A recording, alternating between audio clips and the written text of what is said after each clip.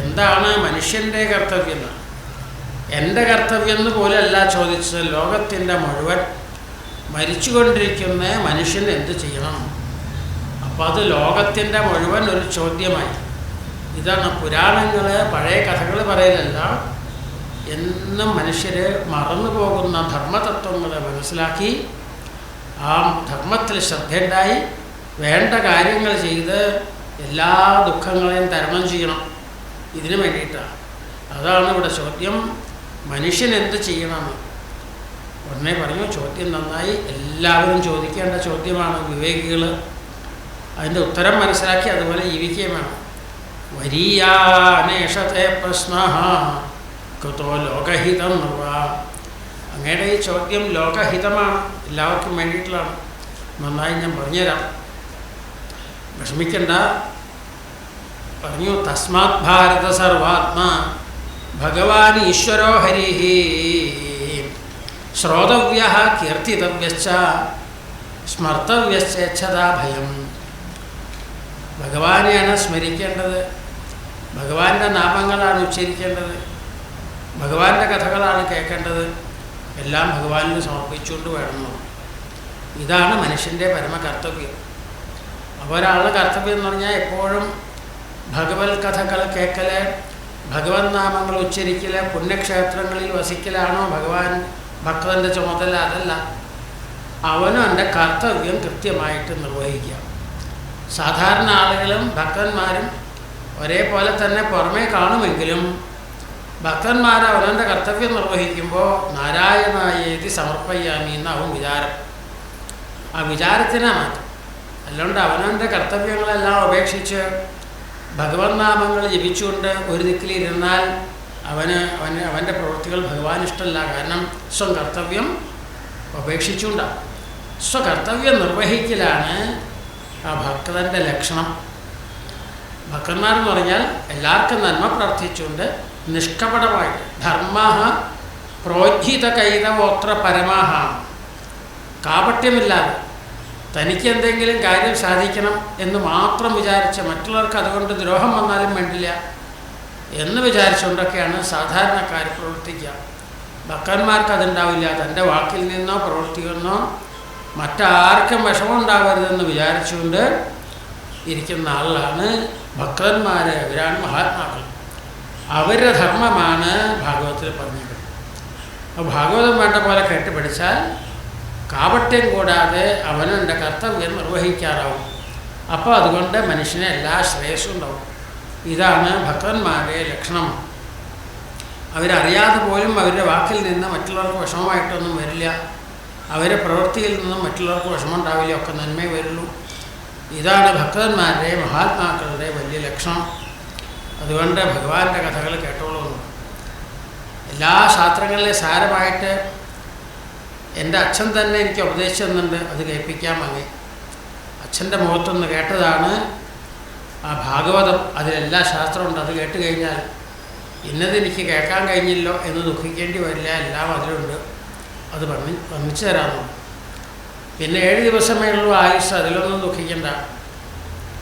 ഖട്വാങ്കന് 2 നാഴിക നേരെ ആയുസ്സുള്ളൂ എന്ന് മനസ്സിലായി ദേവന്മാരുടെ മുഖത്തുനിന്ന്. പക്ഷെ ആ നേരം കൊണ്ട് ഭഗവത് വിചാരം ചെയ്ത് ഭഗവാനിൽ എത്തിച്ചേർന്നു. അന്തേ നാരായണ സ്മൃതി.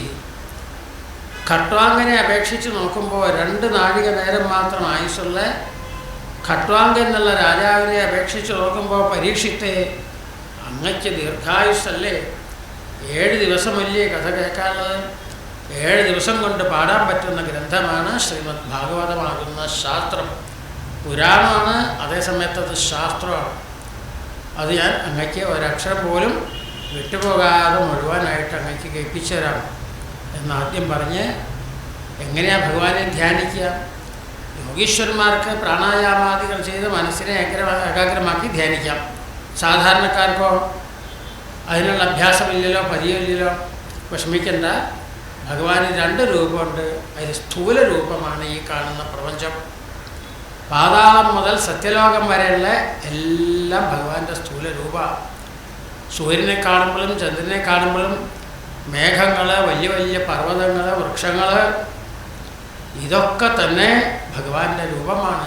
ഇതൊക്കെ കണ്ടാൽ തന്നെ അത്ഭുതമല്ല, ഈ പ്രപഞ്ചം കണ്ടാൽ തന്നെ മനുഷ്യന് വിവേകം ഉണ്ടാവും. ഒരു വലിയ വൃക്ഷത്തിനടുക്ക ചെന്ന് നിന്നാൽ അത് ഈ ലോകത്തിന് എന്ത് വലിയ ഉപകാരമാണ് ചെയ്യണേ. നമുക്ക് പോലും നല്ല കുളിർമ തന്ന് എന്ത് വലിയ ഉപകാരം അത് ചെയ്യണത്. ഇങ്ങനെ സകല വൃക്ഷങ്ങളും ചെടികളും എല്ലാം നമുക്ക് അനുഗ്രഹം തരികയാണ്. അങ്ങനെയുള്ള പ്രപഞ്ചം ഭഗവാന്റെ രൂപമാണ്, ധരിച്ചോളൂ എന്ന് പറഞ്ഞ് പാതാളം മുതൽ പാദതലം പാതാളമാണെങ്കിൽ സത്യലോകമാണ് ഭഗവാന്റെ ശിരസ്. സത്യന്തു ശീർഷാണി സഹസ്രശീർഷ്ണ. ഇതൊക്കെ വേദത്തിൽ പുരുഷ സൂക്തത്തിൽ വർണ്ണിക്കുന്നതാണ്. അതിൻ്റെ സാരമാണ് ഇവിടെ അത് വർണ്ണിച്ച് കേൾപ്പിച്ചു. അത് കഴിഞ്ഞതിന് ശേഷം യോഗീശ്വരന്മാരെങ്ങനെ ശരീരോപേക്ഷിക്കണം, അവതാര കൃത്യം കഴിഞ്ഞ് രംഗത്ത് വന്നു കഴിഞ്ഞാൽ, അഭിനയം കഴിഞ്ഞാൽ നടന്മാരൊക്കെ തിരിച്ചു പോകും.